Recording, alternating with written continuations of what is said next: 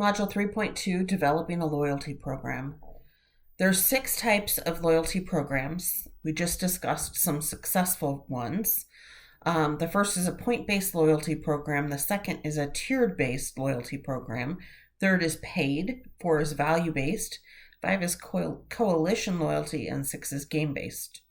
So the point-based loyalty program is arguably probably the most common loyalty program methodology in existence. Frequent customers earn points that translate into some type of reward, such as a discount code, a freebie, or other offer. And where many companies falter in this method, however, is making the relationship between the points and tangible rewards very complex and confusing. 14 points equals $1. $20 earns $50 off, 50% off your next purchase in April. That's not rewarding. That's a headache. If you opt for a points-based loyalty program, keep the conversion simple and intuitive. Although a points-based system is perhaps the most common form of loyalty programs, it isn't necessarily applicable to every type of business. It works best for businesses that encourage frequent short-term purchases like Dunkin' Donuts or Starbucks. A tiered loyalty program finds balance between attainable and desirable rewards and is a challenge for most companies that design loyalty programs.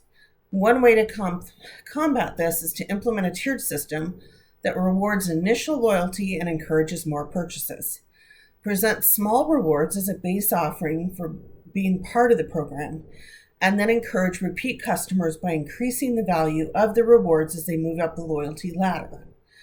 This solves for the potential issue of members forgetting about their points and never redeeming them because the time between the purchases and the gratification is too long. The biggest difference between the point system and the tiered system is that customers extract short-term versus long-term value from the loyalty program, and you may find tiered programs work better for higher commitment, higher price point businesses like airlines and hospitality or insurance companies. Paid VIP loyalty programs are programs that are meant to break down barriers between customers and your business, so you charge them a fee. That may seem a little backwards, but in some circumstances, a one-time or annual fee lets customers bypass common purchase barriers, and it's actually very beneficial for the business and the customer.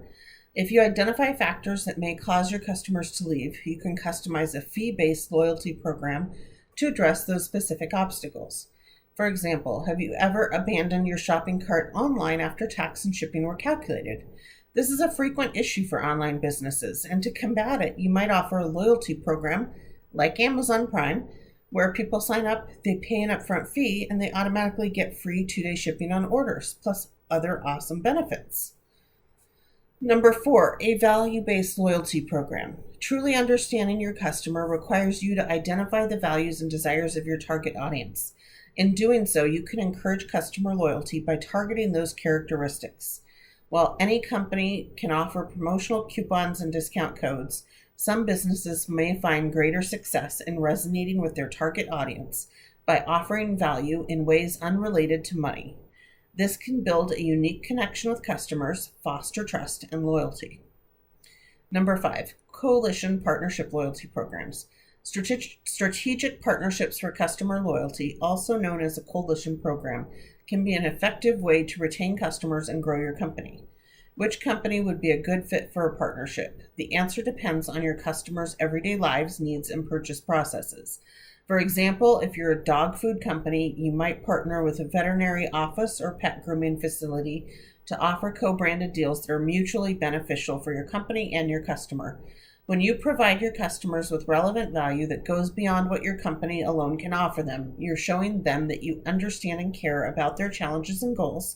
Plus, it helps you grow your network and reach your partners' customers too. Number 6, a game-based loyalty program. Who doesn't love a good game? Turn your loyalty program into a game to encourage repeat customers, and depending on the type of game you choose, solidify your brand's image. With any contest or sweepstakes, though, you run the risk of having customers feel like your company is jerking them around to win business.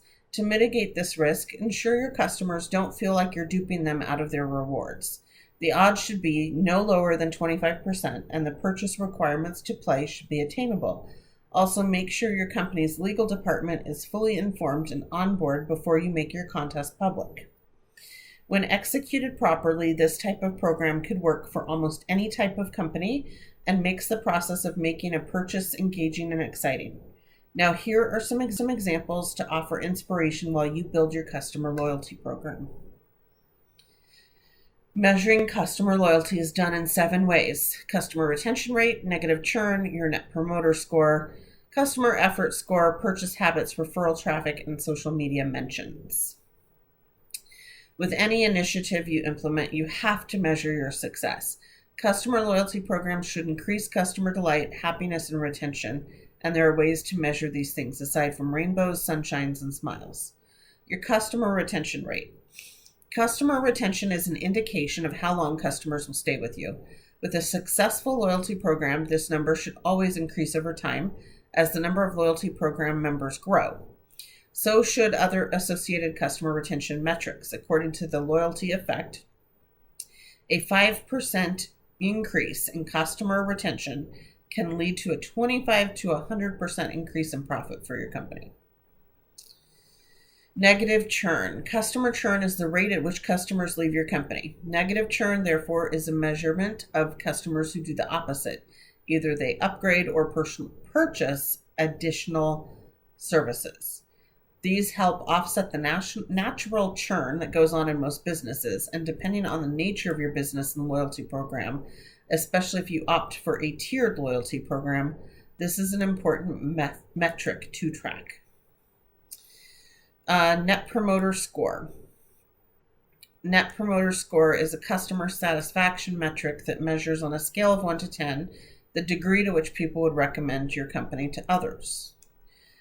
This score is calculated by subtracting the percentage of detractors, customers who would not recommend your product, from the percentage of promoters, customers who would recommend you. The fewer detractors, the better. Improving your net promoter score is one of the ways to establish benchmarks, measure customer loyalty, and calculate the effects of your loyalty program.